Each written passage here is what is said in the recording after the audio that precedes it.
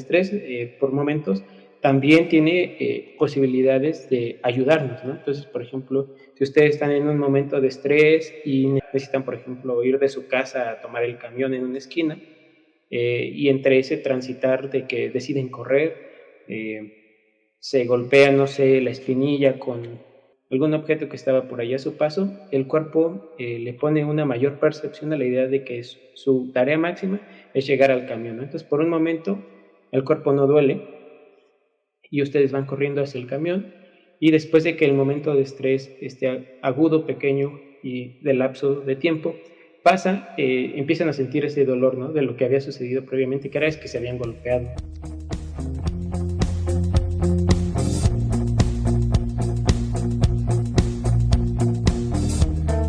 ¿Qué tal, amigos? Bienvenidos a la segunda temporada de su podcast La Nota Científica en su cuarta emisión.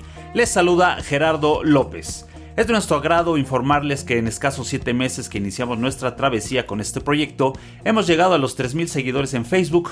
Vaya que ha sido un gran reto, y todo esto no puede haber sido posible sin el apoyo de toda la comunidad académica que escucha y comparte nuestros contenidos. En verdad, muchas, pero muchas gracias. Todo esto nos motiva a continuar con más proyectos, así como de la suma de próximos espacios para dentro del podcast. En este sentido, iniciamos esta plática con una experiencia desde las ciencias sociomédicas. Me acompaña el maestro en ciencias, Ernesto Vera. ¿Qué tal, Ernesto? Te damos la bienvenida a La Nota Científica. Pues mucho gusto de estar aquí con el podcast de La Nota Científica. Agradecido por la invitación y con un gusto de compartir con los escuchas la pequeña plática, y esperando que pueda ser de su interés y de su alto agrado. Efectivamente. Y bueno, es importante resaltar que Vera es egresado del programa de posgrados en Ciencias Médicas, Odontológicas y de la Salud por la UNAM, y nos comparte una plática titulada Antropología, Pizzas y Estrés.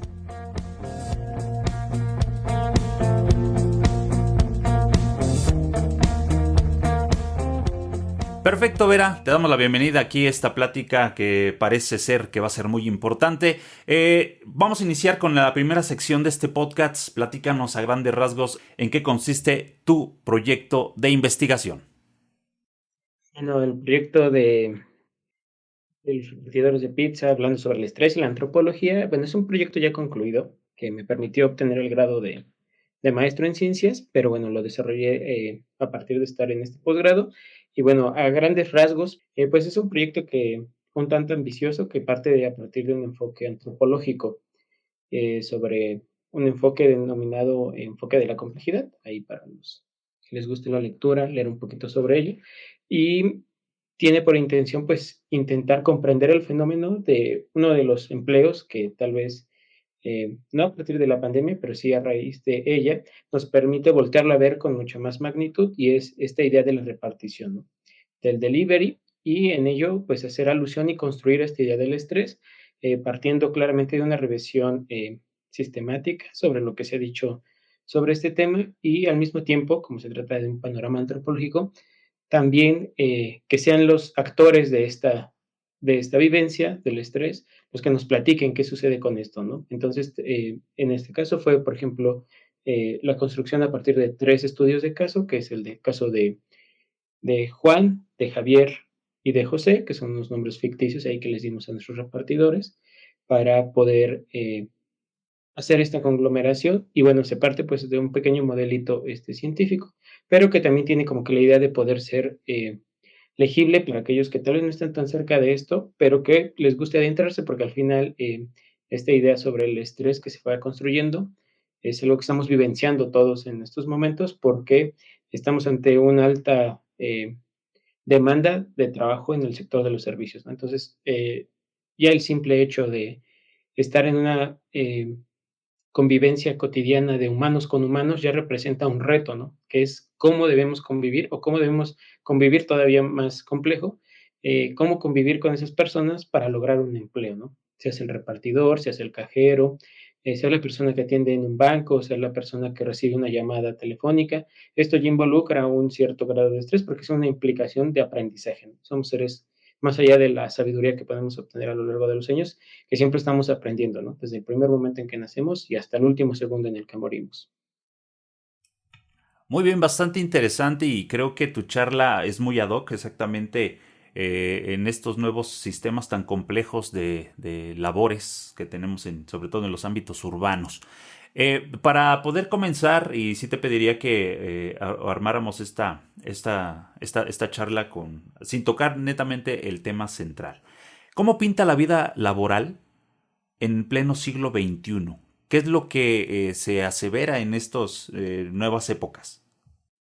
Bueno, es una respuesta que tal vez sí tiene una aceleración a partir de que aparece la pandemia, pero bueno, hay que ir un poquito atrás en la historia. Por ejemplo, por ahí hay algunos autores como de renombre que no son difíciles de leer, que son muy recomendables. Por ejemplo, ahí hacerles una publicidad para que puedan leer, por ejemplo, a Marvin Harris, que es un escritor de mucha divulgación, y este autor lo que él propone en su análisis es que este boom del sector de los servicios que nos acompaña hasta la actualidad comienza a partir de la segunda mitad del siglo pasado, es decir, a partir de la década de 1950, y que con ello empieza a haber una sustitución de la idea de los bienes para cambiar a los servicios. Y bueno, esto implica, él es una descripción muy, muy loable, que es sobre la idea de cómo se construía, por ejemplo, antes un mueble, ¿no?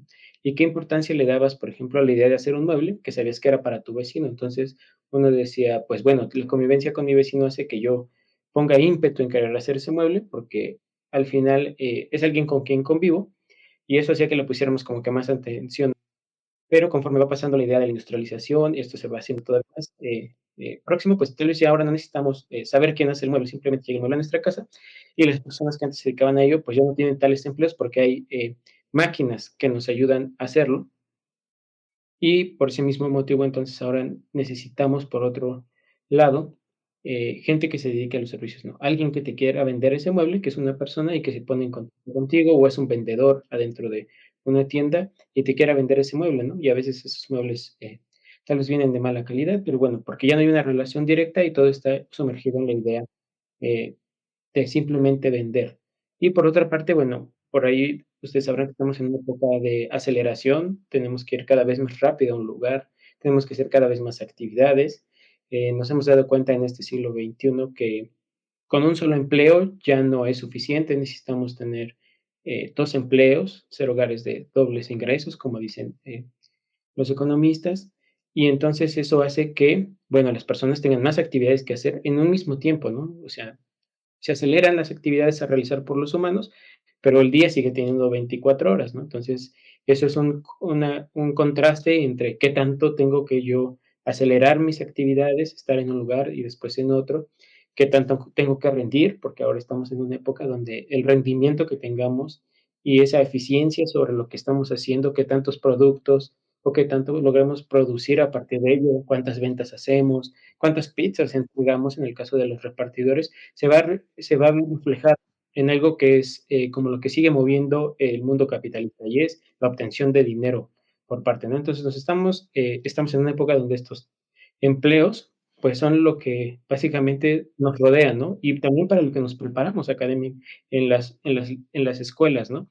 Nos preparan, por ejemplo, el trabajo de antropólogo también es un trabajo del servicio, ¿no? Pero pues así son diferentes, ¿no? El del repartidor tiene cualidades muy específicas, hay ciertas como ideas que engloban como que qué se trata ser un repartidor, por ejemplo, la cuestión de la edad, la cuestión del género, la cuestión de las habilidades, pero así cada uno de los empleos que ustedes pueden ir viendo, si uno es secretaria, si uno es profesor, si uno se dedica a ser cajero, o sea, todos tienen características muy particulares que nos llevan a que tenemos que estar en contacto entre humanos, pero hay algo que me parece todavía más interesante es que tenemos que estar en contacto con máquinas, ¿no? Entonces, la tecnología está ahí, la creamos, pero la misma tecnología que hemos creado, al mismo tiempo, nos condiciona a ciertas características, ¿no? Entonces, hay un sistema tecnológico, por ejemplo, entre los repartidores, que les dice en qué momento tienen un reparto y en qué momento ya no lo tienen. Lo mismo sucede con un cajero, ¿no? ¿Cuánto tiene que entregar al final de una jornada laboral para dar una cuenta eficiente de lo que trabajó? Y si hay residuos o si hay sobrantes, pues qué sucede con eso, ¿no? Pero son los sistemas tecnológicos que el propio humano ha creado y que ahora lo condicionan como su actuar. Muy bien, entonces, haciendo como una breve abstracción de lo que tú comentas, o sea, las necesidades conforme han avanzado en el tiempo se van complejizando y esto ha permitido pues la especialización, ¿no? De las personas que se dedican a a un área y conforme va avanzando el tiempo, pues hay que capacitarse, hay que tomar en cuenta pues las diversas necesidades que surgen a la par, ¿no? Y en este sentido, Vera, me llama la atención un tema que tú comentas meramente, que es el estrés. Obviamente este padecimiento, que cualquiera pudiese decir a lo mejor es una enfermedad del siglo XXI, pero sinceramente esto tiene, pues, o sea, tiene una historia, ¿no? Te pregunto, ¿qué es el estrés y en qué momento se retoma este concepto en la discusión académica? Y bueno, la idea del estrés es muy, muy, muy amplia. No quiero decirles que yo sea el experto en el estrés, porque, por ejemplo, yo no estoy formado en las ciencias médicas, pero bueno, sí es como una tarea importante acercarse a ver cómo es que se ha tratado esta idea. Y para eso hay que recurrir a una historia todavía más vieja, ¿no? Hay que ir hasta el siglo XIX. Y ahí, tal vez de la manera más científica, a partir, por ejemplo, de fisiólogos, Walter Cannon y Hans Selye, son como que los primeros que empiezan a hablar de una respuesta del cuerpo que se llama estrés, ¿no? Y que involucra etapas como el estresor, el ser un momento de estrés completo, un momento de agotamiento, una idea por la concepción de adaptación. Entonces tiene que ver esta primera descripción que está por ahí del siglo XIX con describir qué sucede con el cuerpo cuando llega a esos momentos de estrés y que intentan dar como una primera concepción muy básica y es cómo reacciona el cuerpo ante situaciones de emergencia y alerta. Es como que la primera gran concepción que se tiene sobre el estrés.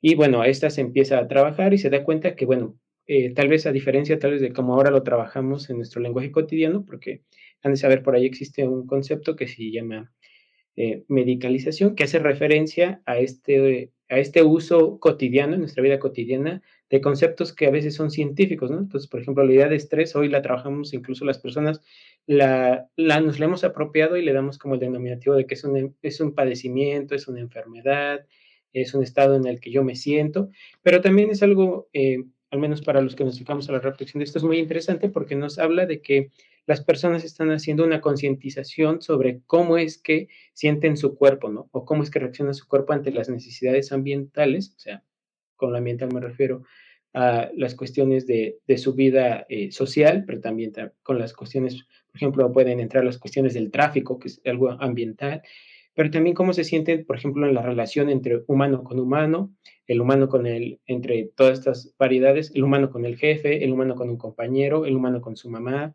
el humano con su hijo. Entonces, todas estas variedades, tanto pueden ser muy, muy cercanas como pueden ser un tanto mucho más amplias. Entonces, esta primera concepción pone mucho interés en hacer una descripción y, por ejemplo, se describe que en estos momentos, pues bueno, la sangre empieza a ir mucho más rápido de lo que normalmente suele ser y que los latidos pueden alcanzar incluso hasta el triple de ocasiones que lo hace por minuto para dar respuesta a esto, ¿no? Entonces el cuerpo se pone alerta y comienza a hacer todo este proceso para dar y rendir a la situación que se le está presentando y eso se va a quedar durante un buen rato, esta primera como etapa de la concepción del estrés, hasta que después de la Segunda Guerra Mundial se vuelven a interesar por el estudio del estrés, pero ahora sí ya trabajado como una idea un tanto más orientada hacia la parte psicológica y psiquiátrica, y aparece un nuevo concepto que ustedes sabrán,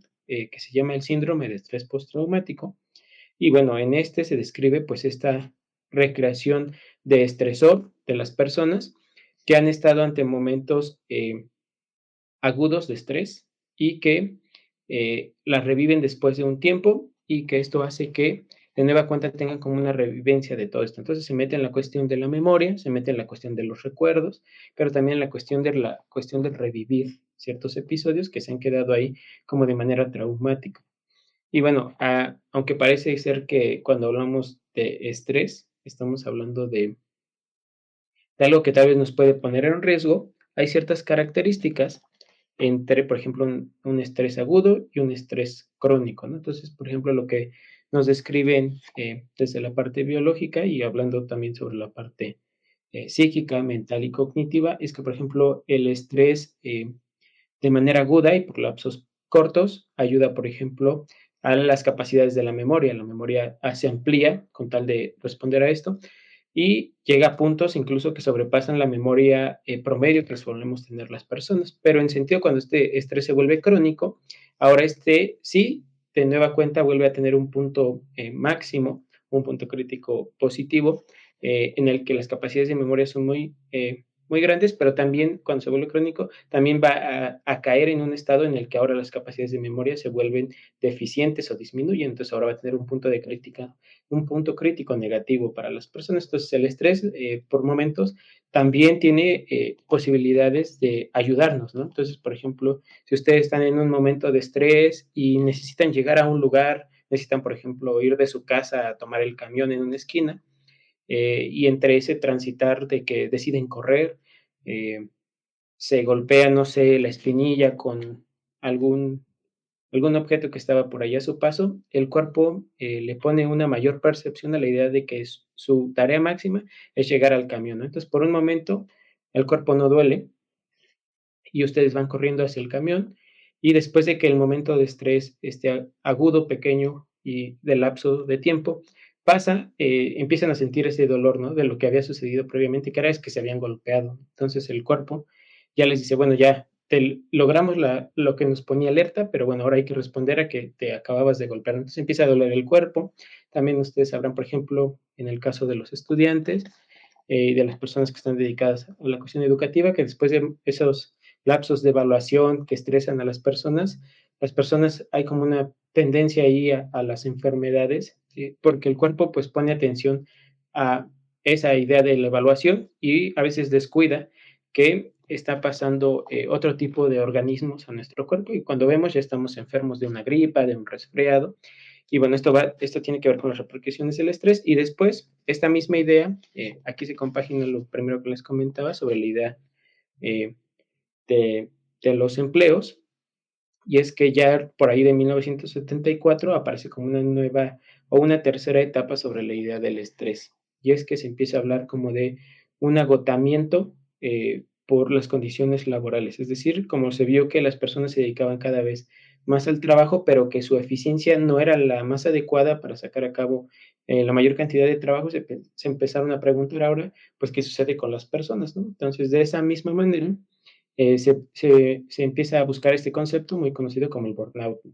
Como ese síndrome de agotamiento o ese síndrome del quemado, si quieren hacer como una traducción un tanto más tácita, y se empieza a aplicar, pero bueno, este concepto eh, pone mucha atención a las consecuencias de haber estado estresado previamente, no tanto a los momentos de estrés, que bueno, yo lo que les quiero platicar, que bueno, con la investigación que he realizado, es como ponerle un énfasis mucho mayor a los momentos de estrés, a las causas, a las relaciones causales que llevan a esto.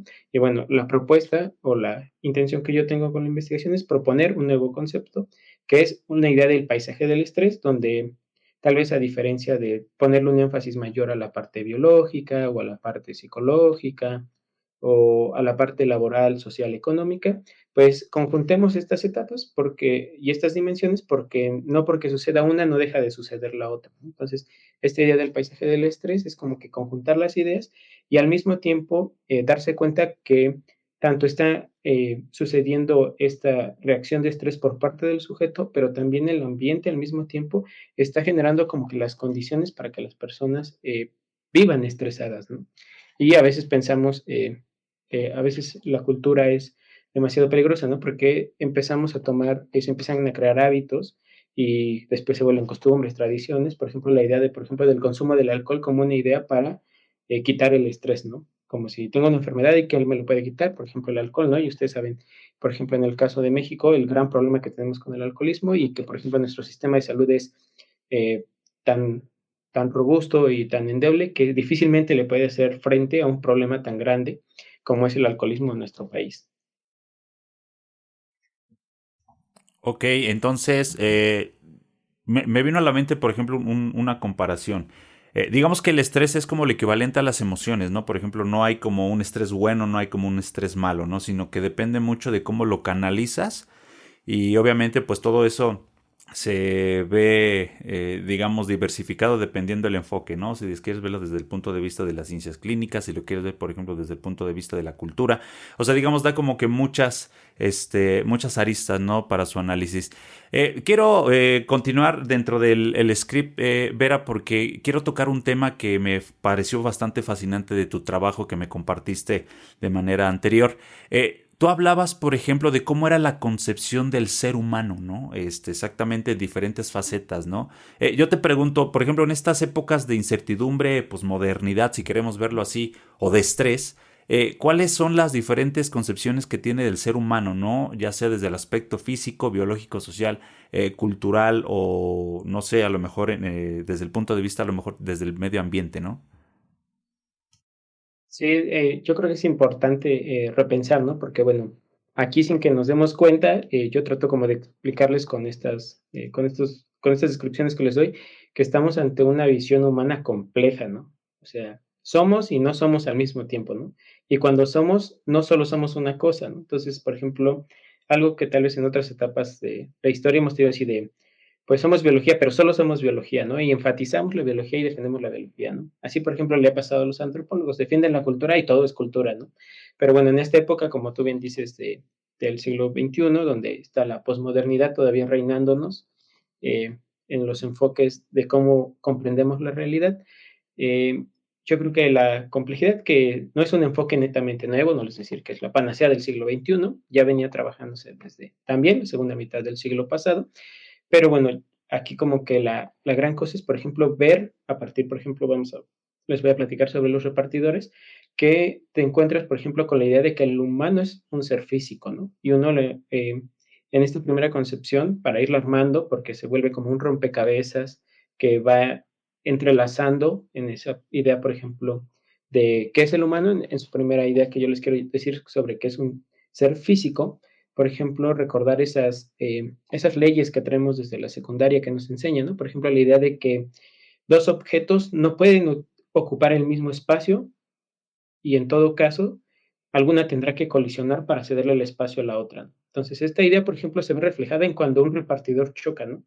Los dos, si choca con un automóvil, ambos quieren llegar al mismo lugar, pero bajo diferentes misiones, bajo diferentes objetivos, pero al momento de que uno intente ocupar el espacio del otro, alguno te tendrá que colisionar y ahí lo que sí se vuelve muy endeble es que es mucho más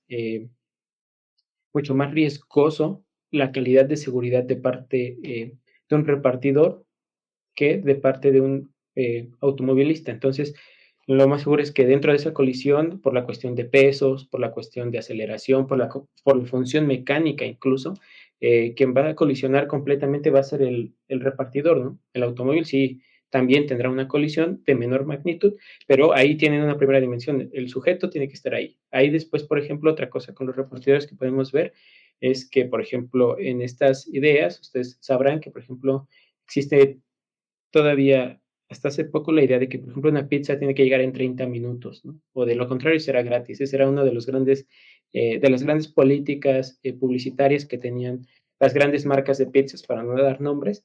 Pero bueno, esto ha ido cambiando, por ejemplo, después se quitó, pero imaginen que se tienen 30 minutos para preparar, aunque ya se tienen, por ejemplo, masas realizadas previamente, ya se tienen los ingredientes preparados para ejecutarlos al momento, pero también hay partes que tienen que ver con la cuestión de que se tiene que llevar a un horno y tiene que tener ciertos grados. Entonces, lo que se queda, por ejemplo, de margen es que se les dan, por ejemplo, 8 minutos para la repartición a estos motociclistas y en 8 minutos tienen que recorrer una distancia que está calculada y por cuestiones, por ejemplo, de la empresa, se promedia que vayan a una velocidad de 60 kilómetros por hora, pero por ejemplo, con los eh, relatos de los repartidores que realicé, ellos, por ejemplo, describen cómo han manejado hasta 120 kilómetros por hora, ¿no? Es el doble. Y dice, pues es algo que para lograr la distancia, ¿no? Y ahí tienes la dimensión otra vez física, ¿no? Para llegar de un punto A un punto B, que tiene tanta distancia, ¿qué velocidad necesito yo alcanzar para lograr ese objetivo de cumplir con el tiempo de los 8 minutos, ¿no? Y que sea una política, si no quieren, ya no se les da la pizza gratis, pero sí una política de calidad que les permite hacer, ¿no? La otra, que viene acompañada, esta dimensión del humano, es que también son seres biológicos, es decir, ante las condiciones de la lluvia, ante las condiciones incluso de la misma colisión, de si hay un choque, si hay un derrape de la motocicleta, pues la biología directa del sujeto va a estar ahí. Y además que manejaron, por ejemplo, a los 120 kilómetros por hora que les estaba platicando, pues eso lleva a que el cuerpo reaccione, porque tiene que estar alerta a ir a esa velocidad, ¿no? Entonces el cuerpo necesita reaccionar y ahí, por ejemplo, podremos recurrir a lo que les platicaba sobre eh, Canon y Cellier, y es que, bueno, el cuerpo va a poner su máximo atención en manejar, ¿no? Entonces ahí tiene que hay una respuesta biológica, se va a acelerar el corazón, la sangre, las venas se van a hacer más delgadas para que la sangre pueda correr mucho más rápido, pero esta sangre se va a hacer un poco más viscosa, entonces ahí tienen toda esa serie biológica que no está soltando, ¿no? Y aparte tienen que ustedes pues comprender, ¿no? Que también hay una serie ahí de movimientos mecánicos para aprender a mover una motocicleta, ¿no? Entonces ahí la biología tiene que estar funcional para que esto pueda llevarse a cabo, ¿no? Después de eso, yo le voy a agregar a esta concepción de la humanidad la idea de que tiene que ser un ser psicológico, ¿no? Entonces, cuando contratan a los repartidores, sí se crea como que un perfil de cómo es la reacción del sujeto, cómo está construida esta idea de la personalidad psíquica, sobre cómo reacciona ante ciertas condiciones, ¿no? Es decir, le vamos a poner este estímulo y qué reacción va a tener, ¿no? Entonces, ahí empieza el sujeto, pues, se dan cuenta quién es más probable que lo puedan contratar, si tiene tal vez rasgos más extrovertidos, qué tanto es, qué tanto incluso en su personalidad es capaz de romper una regla, pero no generar daño con ella, porque eso significaría un riesgo económico para la empresa. Y entonces se genera una personalidad y también una personalidad dentro de los repartidores, porque al final no solo una pizzería no tiene un solo repartidor, son varios repartidores que van generando pues una mentalidad que después ya se verá reflejada en la parte cultural y social, pero que van generando una mentalidad de cómo debe ser ese repartidor, ¿no? ¿Qué características de personalidad debe tener ese repartidor, ¿no? Ser rápido, ser veloz, todo el compromiso para entregar pizzas. Entonces ahí tienen una construcción psicológica de cómo es que se tiene que ir configurando esta idea del repartidor. Después pasamos como una parte de que el humano deja de ser un ser social, es decir, convive con otros, pero también tiene ciertas estructuras que le van a permitir irse formando y ahí encontramos, por ejemplo, las condiciones de trabajo, ¿no?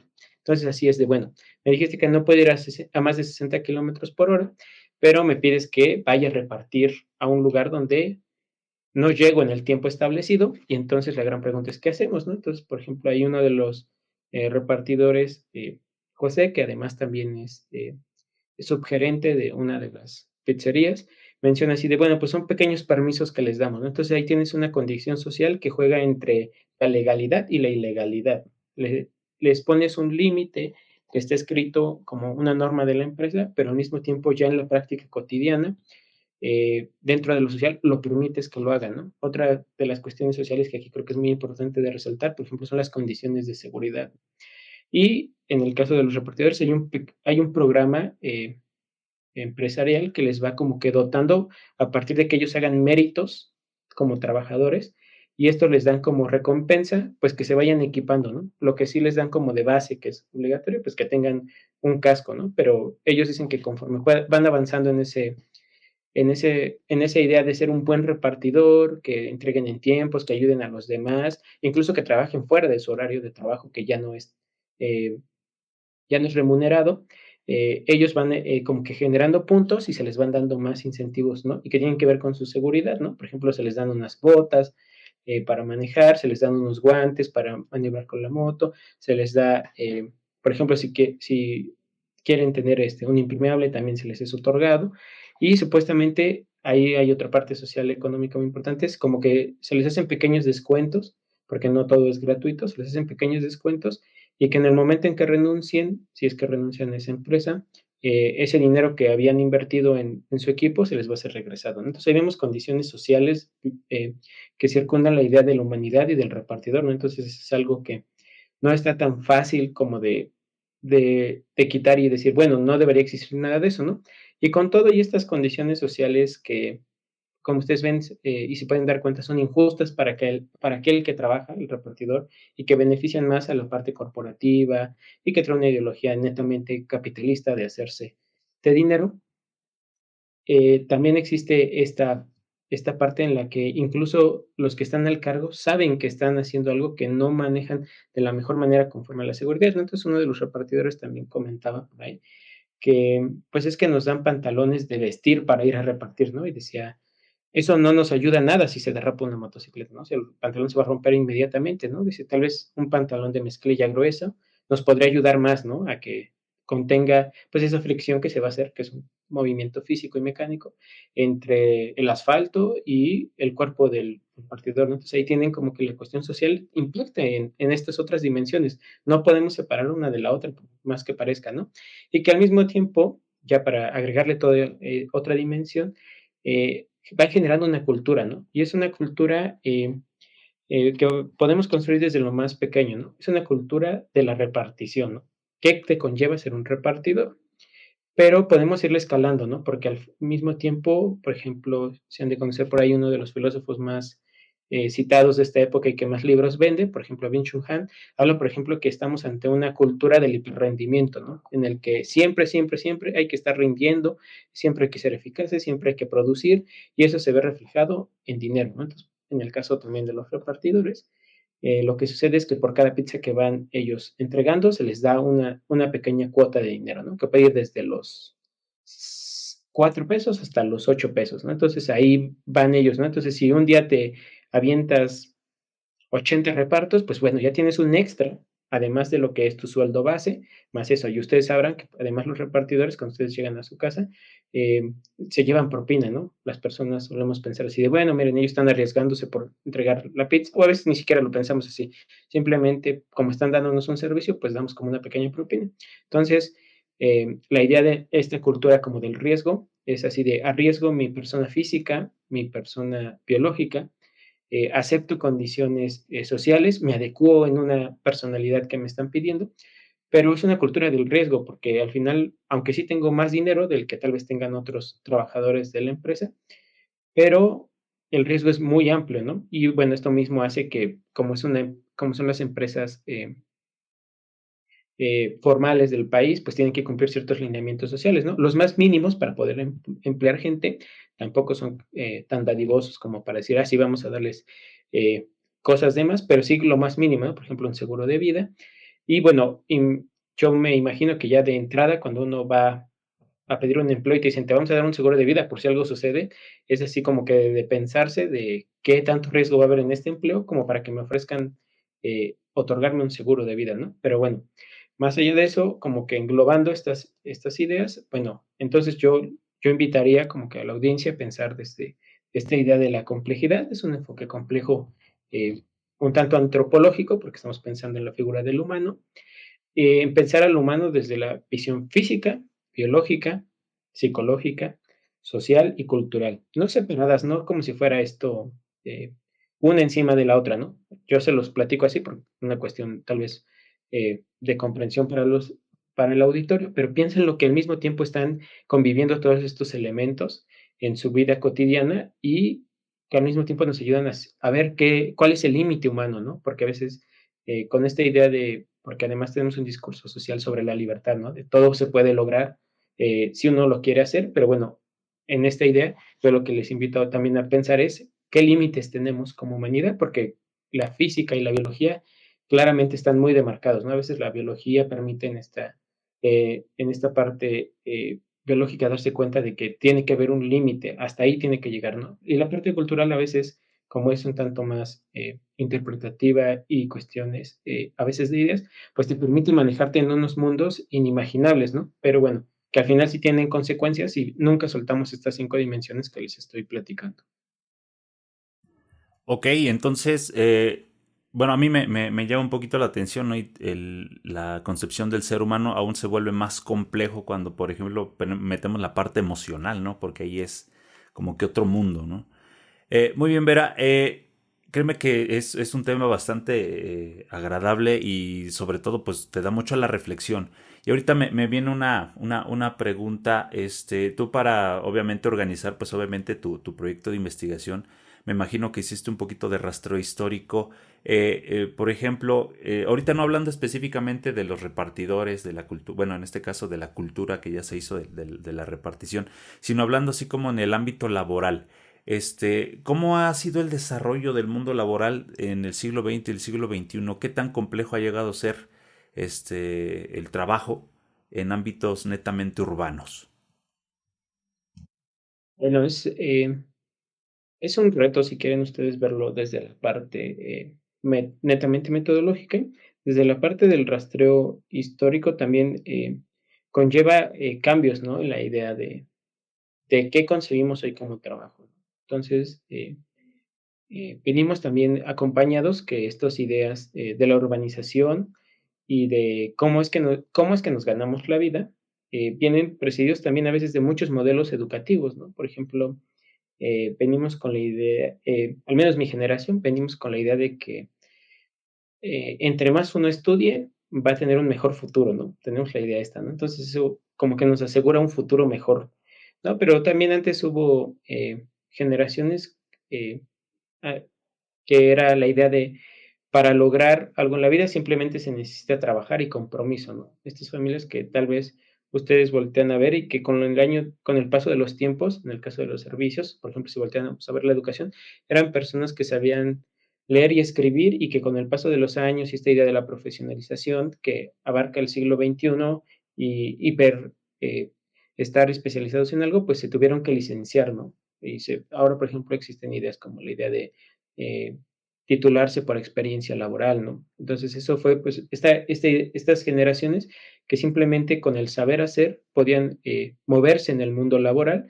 Después vienen pues estas generaciones que creemos, yo soy partidario de ello, que con una educación tal vez superior, incluso hasta del posgrado, tenemos un futuro, ¿no? Pero bueno, hoy tenemos nuevas generaciones, el siglo XXI nos está eh, dejando ver que hay otros modelos de desarrollo, ¿no? Entonces, punto número uno, tenemos hacia el final del siglo pasado que empiezan a aparecer los proyectos de los privados, ya desde, no una forma tan masiva de estos grandes conglomerados, sino a partir de empresas privadas pequeñas, ¿no? Desde, por ejemplo, la idea de poner tu propio negocio. Ahí ustedes sabrán, por ejemplo, unas épocas aquí en México donde todos se volvieron gente que sabía cortar cabello, ¿no? O que sabía arreglar las uñas, ¿no? Y este es un modelo de desarrollo de pon tu propio negocio, emprende y ahí tienes otra, ¿no? Pero algo que sí es muy tendencioso entre todo esto, ahora las nuevas generaciones, que nos causa más revuelo tal vez a los que venimos un poquito más atrás, es la idea de, por ejemplo, nos podemos ganar eh, la vida compartiendo acciones que estamos viviendo, ¿no? Entonces, por ejemplo, un youtuber te presenta, no sé, su día con día, y aunque es un guión también armado, sobre qué quiere presentar como para que sea entretenimiento, pero también es una forma de monetizar cómo se pueden ganar la vida, ¿no? Entonces, hoy tenemos gente que vive de ello, ¿no?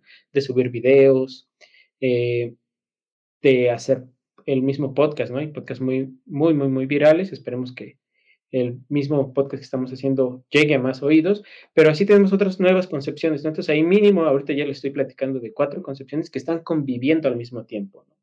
No está una y se separó de la otra, no están conviviendo, ¿no? Apenas tal vez están retirando, porque ellos, tal vez a diferencia de nosotros, sí tienen el derecho al retiro laboral con una pensión. Los que vienen del saber hacer, los que las generaciones que venimos ya después, pues sabemos que no, tenemos otros mecanismos de cómo vamos a vivir esas etapas de la vida. Pero bueno, en su conjunto, algo que sí tienen todos estos es que siguen estando en el ámbito de los servicios. Trabajan de humano con humano, ¿no? El maestro trabaja de humano con humanos, intentando explicarles cómo pueden interpretar de manera del aprendizaje las cosas, ¿no? Y así tenemos la persona que trabaja en el gobierno también trabaja con gente, ¿no? Una persona que se dedica a los programas sociales y que se dedica a dar informes a las personas sobre qué necesitan para obtener un programa del partido que sea, ¿eh? No para que no cerremos alguna ideología a propósito de que están próximas las elecciones. O sea, una persona tiene que convivir con otras, ¿no? Y esa idea de ser un servidor público viene de eso, ¿no? De la idea de que tienes que convivir para ayudar a otras personas, ¿no? Pero esto sigue siendo el sector de los servicios, ¿no? Y que cada vez está más explotado y que cada vez se va acelerando más, ¿no? La idea de, bueno, pues cuántos puedes captar en menor cantidad de tiempo. Esa es una de las características de nuestra época y del empleo, ¿no? Maximizar la producción y minimizar el tiempo de trabajo, ¿no? Entonces, esa es como que la gran idea, ¿no? Sean pizzas, sean donas, sean programas sociales, pero ¿cuántos más puedes alcanzar tú en el menor tiempo, ¿no? Y también eh, siendo los gastos mínimos, porque queramos o no, dentro de esta esfera social, estamos ante una cuestión económica muy reinante, ¿no? Decía, por ahí escuchaba, ¿no? Que hay cosas que nos sorprenden, pero lo que no nos puede dejar de sorprender es todas las formas que el capitalismo puede adoptar para seguirnos adoctrinando, ¿no? Bueno, prácticamente es todo es una descripción de cómo se vive exactamente en pleno siglo XXI. Y bueno, ahorita con ese análisis que tú nos comentas, básicamente es ese, ¿no? O sea, pareciera que el capitalismo como fenómeno es muy moldeable, muy adaptable, y en sí es la creatividad, ¿no? Que en su principio, cuando surge como tal, la idea como tal, sí, del capitalismo, pues era incentivando obviamente la creatividad de la gente, ¿no? Y a partir de ahí, pues iba a buscar sus propias formas de vida. Muy bien, Vera, vámonos un poquito a la parte del trabajo de campo que me parece interesante sobre tu tema. Dentro de tu experiencia en campo, ¿cómo es el día a día de un repartidor de pizza? ¿Cuáles son las problemáticas, más allá de los enfoques que nos mencionas hace un momento en la pregunta anterior? Desde el aspecto de que te subes a la moto, convives con muchas personas, ¿qué problemáticas se enfrentan? Bueno, aquí es muy interesante, ¿eh? Yo por eso les recomiendo eh, a los que somos antropólogos, la recomendación es vuelvan a tomar un libro de introducción a la antropología, porque son libros así basiquísimos para saber de qué se trata esta cosa. Para los que no lo son y están en otra disciplina, incluso para los que no se dedican a esta cuestión científica y para que se enteren un poquito, tomen un libro de introducción a la antropología. Son textos de divulgación y ahí se van a dar cuenta que una de las características que tiene esta ciencia es que le gusta contrastar la parte como de las ideas, de lo que escribimos y todo este trabajo que le denominamos como teórico epistemológico con la realidad, ¿no?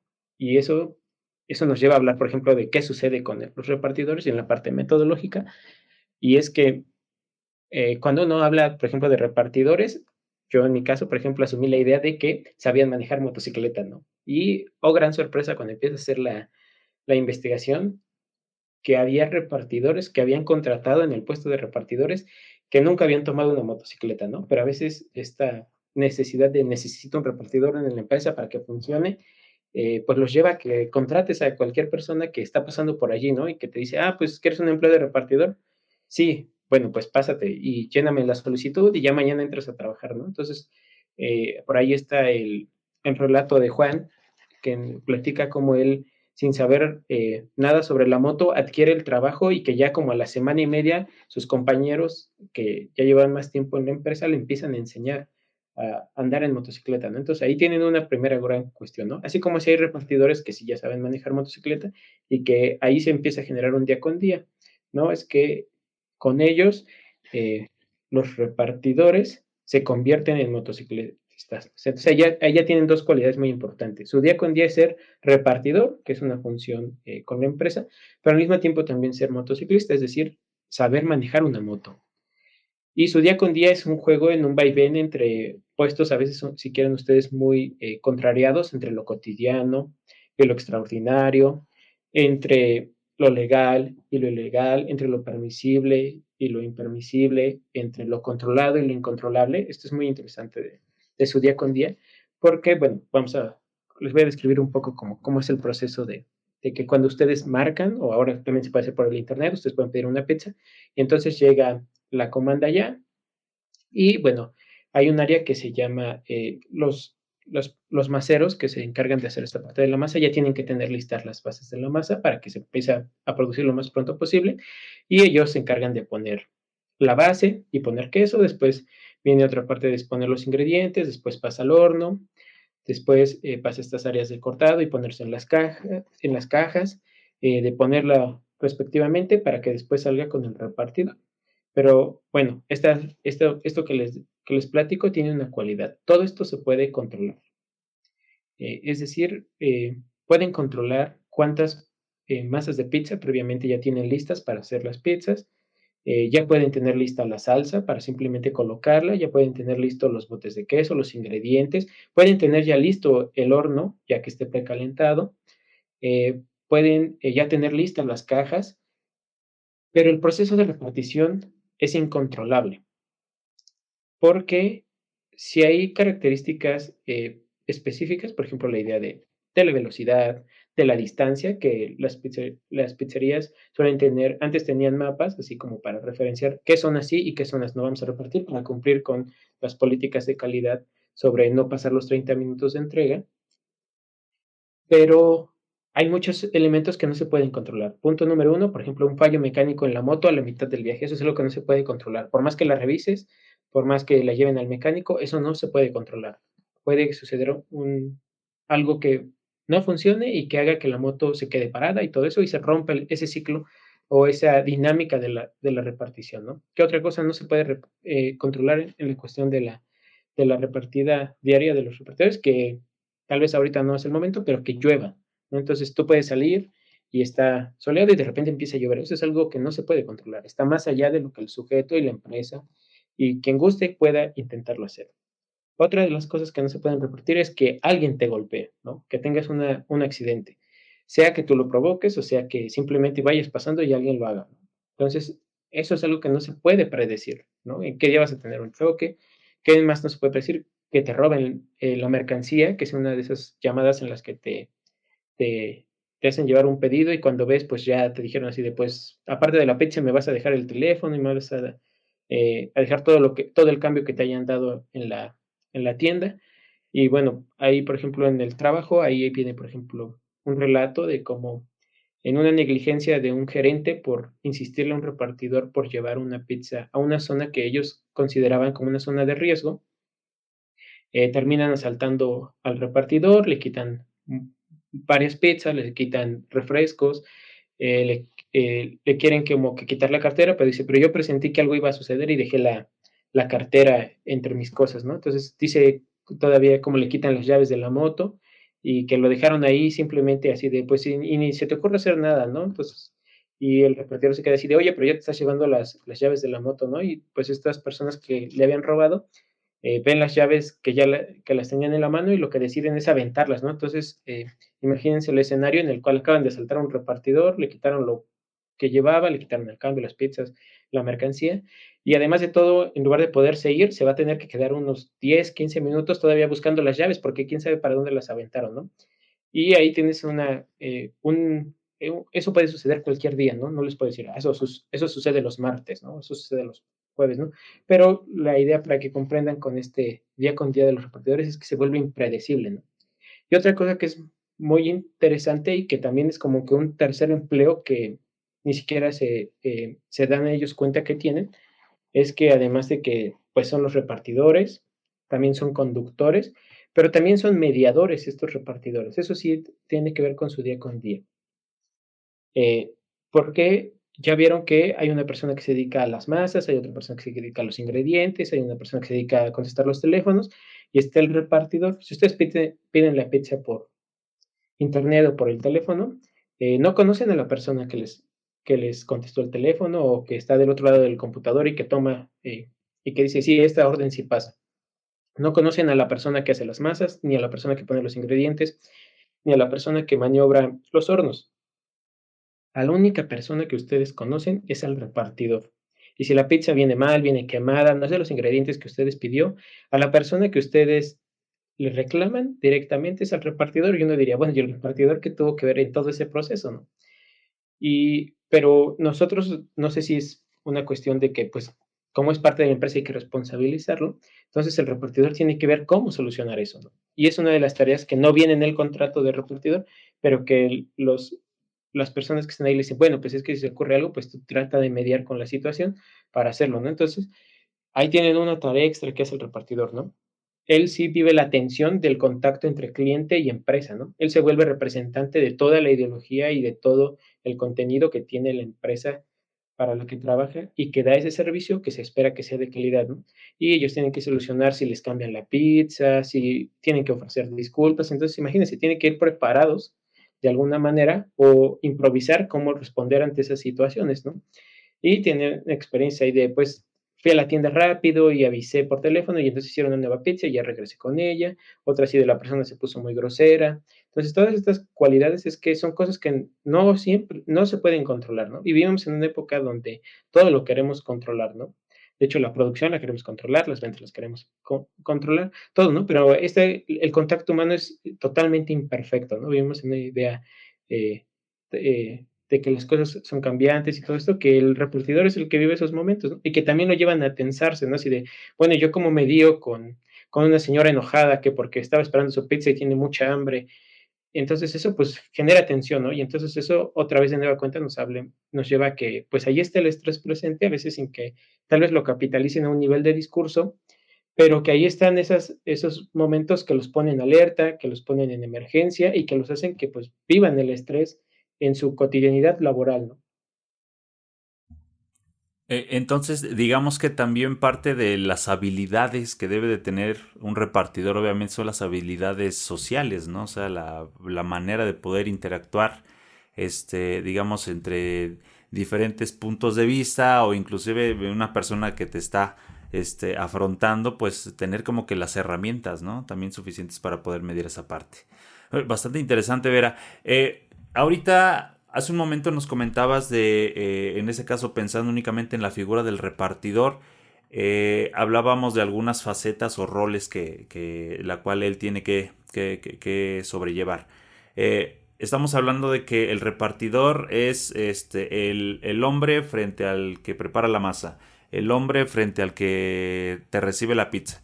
Pero también, obviamente, pues lo que pasa dentro del repartidor, que también es parte de una familia, ¿no? El repartidor padre, el repartidor, no sé, esposo XX, ¿no? ¿Cuáles son los roles sociales por los que tiene que pasar exactamente el repartidor de pizza? No sé si lograste identificar algunos roles muy marcados dentro de tu trabajo de campo, Vera. Sí, ahí, por ejemplo, bueno, yo lo manejé, un poquito más desde la parte psicológica, como hacer un perfil, ¿no? ¿Qué es el repartidor, no? Y ahí contrasté la idea de lo que dicen los textos, ¿no? El repartidor es, un chavito, que no ha acabado la carrera y que decide tener un empleo para complementar su parte económica.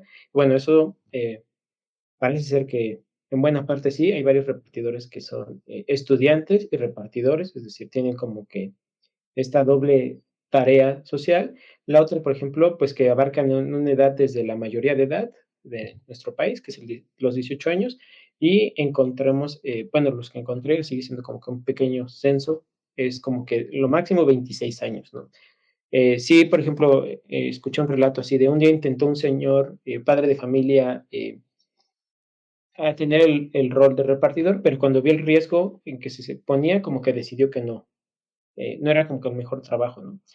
Entonces ahí ya tienen como que ciertos elementos. La otra cuestión de los repartidores es que son empleos en los que la gente no dura, ¿no? O sea, como son trabajos pasajeros, ¿no? Y resulta ser, por ejemplo, yo lo que busqué en la investigación fue encontrar repartidores que no tuvieran un empleo de 6 meses, ¿no? O de 3 meses, ¿no? Que ahí entra una cuestión también institucional porque la empresa les pide que firmen mínimo un contrato de 3 meses para que no se desprendan tan rápido, porque como es una empresa formal, pues eso les da el derecho a que se les dé de alta en el seguro social y eso conlleva toda una cuestión administrativa y eso genera un perfil, ¿no? Entonces uno de los repartidores que, que pude entrevistar, por ejemplo, duró un año y estaba bajo un programa que se dan en vacaciones, que ustedes saben que pues se acercan fechas festivas, por ejemplo, si estamos en las vacaciones de Sembrina, pues se acerca el 24 de diciembre, el 31 de diciembre, entonces son fechas donde el trabajo es mucho más grande y necesitan más repartidores, entonces a veces se contratan repartidores para esas etapas del año, ¿no? Para para las vacaciones del verano, donde también pues, los niños están en casa y entonces uno de los platillos favoritos que nuestra cultura nos ha vendido como que para pasarla entre familia y cuando los niños están en la casa es denles pizza. Entonces ahí tienen otra idea de cómo pueden contratar a un repartidor. Otro de los repartidores que estuve ahí, por ejemplo, entrevistando, fue un repartidor que lleva 6 años, ¿no? Pero en esos 6 años nunca tuvo el puesto formalmente de repartidor. Entonces ahí les digo que la empresa permite ciertas ilegalidades.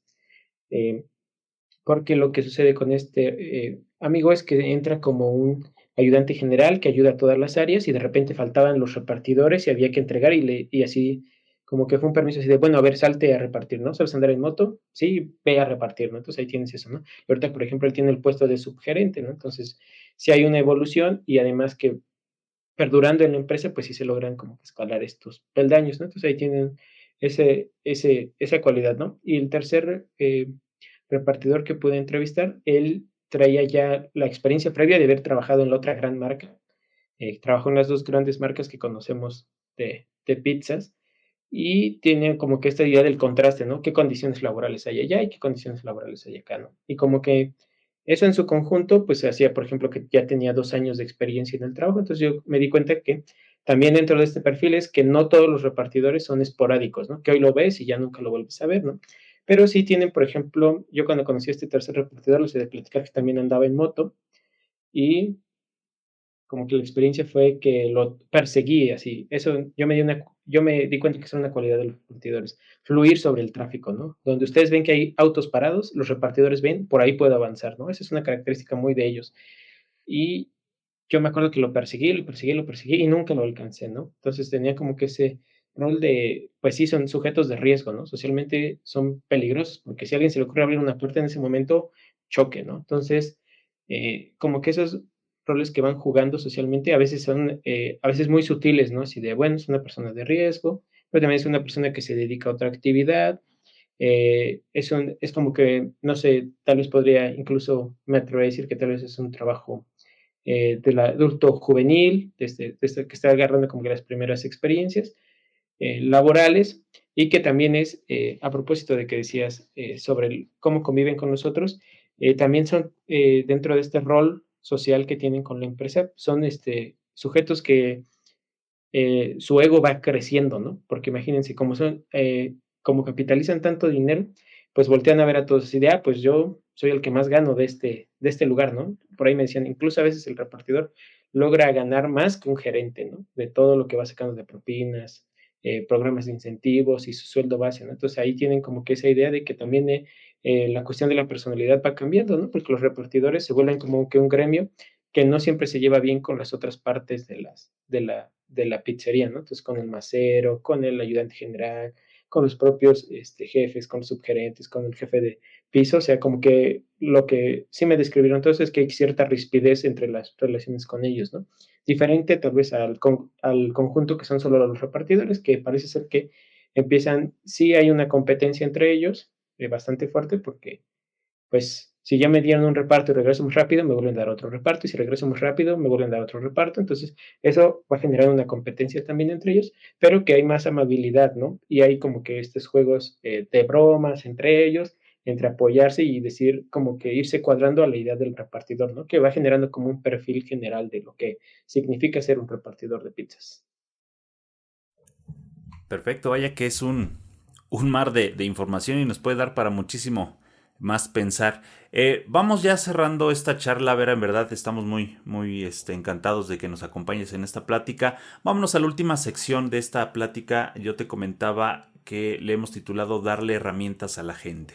A partir de nuestra investigación, a partir de, en este caso, tu investigación que ya está concluida, dentro del análisis individual, esta información, ¿cómo lo podemos vincular a la realidad actual? O sea, ¿qué le podemos dar a la gente para que reflexione y posteriormente pues pueda aplicarlo en algún momento? Ya sea, como te comentaba, algún análisis a futuro, hacia dónde se encaminan este tipo de empleos del mercado de delivery, o en este caso, cuál va a ser el reajuste que se va a llevar a cabo a partir de estos diversos cambios. Pues, híjole, es creo que la pregunta más difícil, pero bueno, para empezarle, yo les diría que, bueno, como para uno mismo, tal vez no necesitan ser repartidores, no necesitan de estar dentro del delivery, pero bueno, que sí, lo que parece ser lo más probable es que vamos a seguir en el rumbo de los servicios. Ahí vamos a seguir estando. La otra, pues, es generar esta concientización sobre cómo es mi empleo. ¿A qué a qué se dedica eso que hago diario, no? Porque le dedicamos buena parte del día, ¿no?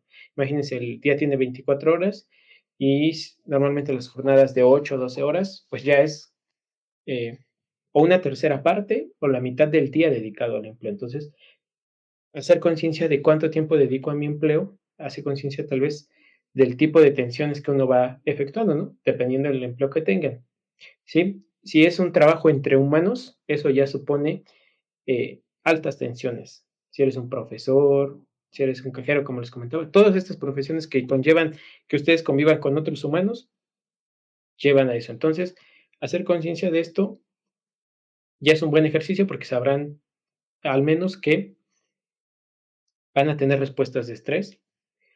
Eh, pero bueno, ahí también juega, por ejemplo, una parte de la personalidad. Hay gente que pasa años y años y años y años teniendo respuestas de estrés y no sucede nada en su biología. Como así hay personas que en un momento de estrés superagudo les puede dar un paro cardíaco y si la fuerza del cuerpo lo permite, podrán vivir para contarlo, pero como puede suceder lo contrario, ¿no? No es que sea pesimista, pero sí hay que ser un tanto realista, ¿no? Entonces, darse cuenta en qué momentos, con esta idea de que, pues, todos tenemos que vivir el estrés, es como mencionas las emociones, no es que, yo quiero ser alguien que no vive emociones, ¿no? No, el estrés se vive, ¿no? Y no es, yo lo que sí les puedo hacer un énfasis de, eh, no es una enfermedad, ¿no? A excepción que esto tenga otro tipo de configuraciones, pero de entrada es una respuesta que el cuerpo va a tener como para que ustedes intenten hacer frente a la realidad que tienen eh, en su contexto, pero de ahí hacerse conscientes de todo esto, hacerse conscientes, si un día ven pasar un repartidor, yo sé que es mucho como que eh, el disgusto a veces de la gente por este tipo de empleos, así de, ay, mira, ahí va un loco a toda prisa, ¿no? O comentarios a veces que hacen, ¿no? Como que, ay, luego por eso tienen tantos accidentes. Probablemente sí, pero como ya les he podido platicar, también hay condiciones sociales que los orillan a eso, ¿no? Por ejemplo, la idea de sobrevivir en la vida económica, ¿no? Y así como hay personas que se hacen de 2, 3 trabajos y que todo el día están trabajando y que no pueden ver a su familia, pues estos repartidores ponen el riesgo yendo lo más rápido posible que puedan, ¿no? Entonces, algo que sí les puedo decir que yo creo que siempre está en nuestra vida cotidiana es no hagan ese prejuicio tan pronto, ¿no? Dense un tiempo para pensar por qué es que sucede el mundo como es que sucede, ¿no? Porque en esta idea de que estamos sumergidos en estas ideas estructurales que a veces difícilmente podemos frenar, pues todos estamos buscando la manera de ganarnos la vida, ¿no? Entonces, a veces no coincide tal vez con nuestra comodidad de cómo nos la ganamos nosotros a cómo se la ganan los otros, pero sí hacer conciencia de que por algo es que está sucediendo eso, ¿no? No sucede simplemente porque quiera suceder. Hay una serie de estructuras personales, sociales, biológicas, físicas, psíquicas que nos llevan a eso, ¿no? Entonces yo creo que eso es muy importante, nada más hacerse conscientes de eso, de cómo es que vivimos nuestro día con día, qué momentos, por ejemplo, qué momentos tenemos de descanso, eso es algo que con el estrés eh, sí permite hacer un equilibrio. Algo que hay que tener muy en cuenta es que el humano tiene que estar en búsqueda del equilibrio, de la armonía, y que eso a veces es muy difícil, ¿no? Porque a veces queremos vivir al límite y de repente cuando descansamos queremos vivir así totalmente en el descanso y tal. Entonces buscar pues que haya un equilibrio, ¿no? Y eso, bueno, nos lo va dando pues con el paso de vivir, no tenemos otra más que seguir viviendo, eso sí es lo más preocupante, tenemos que seguir viviendo, pero tenemos que ir reflexionando, ¿no? Hacer la concientización, yo creo que es lo más importante y que a mí me gustaría mucho que las personas lo hagan, ¿no? Hacerse conscientes de qué sucede con su vida. Sí, y vaya que es una, no sé, son nuevos retos y ahorita así como tú lo comentas, sí, yo era partidario, así como tú lo comentas, de ver una persona en motocicleta, un repartidor y obviamente al ver cómo se mete entre los coches en el tráfico, pues dices, pues caray, por eso ocurren los accidentes, ¿no? Pero cuando lo ves detenidamente, yo siempre he dicho, en este caso, la antropología con su método de la etnografía está para romper exactamente esquemas, ¿no? Nos salimos de lo que es comúnmente el análisis conceptual y vámonos a la experiencia, ¿no? ¿Qué es lo que dice la realidad? Muy bien, Vera, ya para ir cerrando esta charla, en verdad estamos muy contentos de que nos acompañes. Tocaste temas muy interesantes, el delivery, en este caso los repartidores. Hablaste también sobre, en este caso, el tema del estrés, que es un tema, pues creo que va a dar para mucho tiempo más. ¿Crees que nos puedes recomendar algunos textos, algunos autores que tú consideres que sean importantes? Y asimismo, por ejemplo, también si tienes algún texto que tú hayas publicado, pues igual hacernos mención de él. Digo, de ahí algunas de las personas que nos escuchan se pueden mostrar pues interesadas con el tema, ¿no? Sí, claro. Bueno, sobre precisamente como el tema del estrés, yo les recomendaría muchísimo, muchísimo un texto de un biólogo que se llama Robert Sapolsky, que se llama ¿Por qué las cebras no tienen úlcera? Y es una guía para entender el estrés, ¿no? Viene muy gráfico, vienen incluso, por ejemplo, algunas cuestiones que yo no pude tratar aquí tal vez por la premura del tiempo, pero por ejemplo viene la distinción del estrés por cuestiones de sexo, que es muy importante, porque, porque entre lo masculino y lo femenino si hay distinciones biológicas. Claramente la gran pregunta es por lo de las cebras, así de qué sucede con ellas, tal vez a diferencia del humano. Eh, Otro de los grandes textos que podremos recomendar, bueno, pues son libros, yo les digo, desde los más básicos, les recomendaría, por ejemplo, ahí el libro de antropología de Marvin Harris, que es como que antropología cultural, que como que de ahí sale mucha de la discusión que yo les planteo. Eh, ya hablando sobre el enfoque complejo, que es como que el marco teórico donde se inscribe esto que les estoy platicando, pues bueno, ahí tienen todo texto de Edgar Morin que ustedes gusten leer y que están libres en la web. No son tan sencillos de leer, ya son textos como especializados, pero también son muy nutritivos y que nos permiten acercarnos a todo esto, ¿no? También algo que yo que he utilizado para esto, pues bueno, tiene que ver con la parte eh, de la, de la, de la parte sociológica. Por ahí hay un texto que se llama La McDonaldización de la vida cotidiana y entonces pueden ver ahí pues cómo todo este modelo se va desarrollando, ¿no? Y bueno, también tiene que ver con las cuestiones de la percepción, ahí si gustan leer, porque esta es una manera de percibir la realidad y pues, también tiene un sustento teórico. Pueden, por ejemplo, leer un texto que escribió que se llama Percepción, Sociedad y Cultura, que me parece que es de Verón, que es un argentino que trabaja esta conjunción en antropología, sociología y psicología. También les recomendaría por ahí algunos textos que tiene Eric Fromm, por ejemplo, el texto de Psicopatología de la vida cotidiana. Y bueno, nos lleva a ver que pues no puede ser que nuestra sociedad no sea tan sana como en verdad pensamos, ¿no? También La Sociedad del Cansancio de Byung-Chul Han, se los recomiendo muchísimo. Y bueno, ya particularmente de mi parte, pues yo he escrito sobre el enfoque complejo hasta ahorita, todavía no tengo sobre todo el trabajo de los repartidores, pero sí sobre el enfoque complejo y por ahí pueden encontrar el texto que es el enfoque complejo en antropología, que eh, es un, eh, es un texto que yo escribí, que es como una apuesta para intentar darle frente a la posmodernidad, ¿no? Yo no estoy en contra de la posmodernidad, pero me parece que hay que discutir otros enfoques que ahorita puede que no estén ahí, lo pueden encontrar en la web, ya todo es de acceso libre y creo que serían todos los que les podría recomendar. Perfecto, Vera, muchísimas gracias. Y aprovechando este pequeñito preámbulo, ¿nos puedes compartir alguna red social tuya, tu correo electrónico, por si a lo mejor algún interesado en estas temáticas se pudiese poner en contacto contigo de manera personal? Podamos hacer un poquito más grande esta comunidad de apoyo académico que hemos emprendido y considero que ha sido una muy buena opción. ¿Nos puedes compartir parte de tus contactos, Vera, por favor? Sí, claro. Mi correo se los voy así, es Brian, todo con minúsculas y con i latina, después punto per con v, arroba hotmail.com, todavía de los correos viejitos. Ahí es el correo de toda mi vida, ahí me pueden escribir, yo siempre estoy al pendiente de él. Eh, de ahí, bueno, eh, con las redes sociales tengo un poquito de lío, pero bueno, a veces no suelo contestarles, pero igual de la misma manera pueden ahí mandarme mensajes. Mi perfil me parece como Ernesto Ver. Eh, como estoy metido en estas cuestiones también de la divulgación científica, entonces mi perfil es público, ahí me pueden mandar una solicitud y podemos platicar. Y de otra manera, bueno, sería a través del, del número telefónico, que se los comparto ahí también. Es de índole pública, no, no es tan reservado, que sería, por ejemplo, 7222 43 97 27. Y bueno, esas serían como que las formas en que pudiéramos ponernos en contacto. Y bueno, pues de mi parte sería todo. Yo quiero agradecerles mucho por haberme hecho la invitación a participar en el podcast y un gusto compartirles lo que he podido generar como conocimiento. Y bueno amigos, hemos llegado al final de esta charla. Muchas gracias Vera por acompañarnos en una experiencia académica más. Agradecemos de la misma forma a nuestros seguidores que están al pendiente de todos los podcasts. Los invitamos a que estén al pendiente también de las siguientes producciones. Si nos escuchas por primera vez, visita el podcast en Spotify y en YouTube. Regálanos un like y si consideras bueno nuestro trabajo, califícanos pues con 5 estrellitas. Nos vamos, comunidad académica. Hasta la próxima.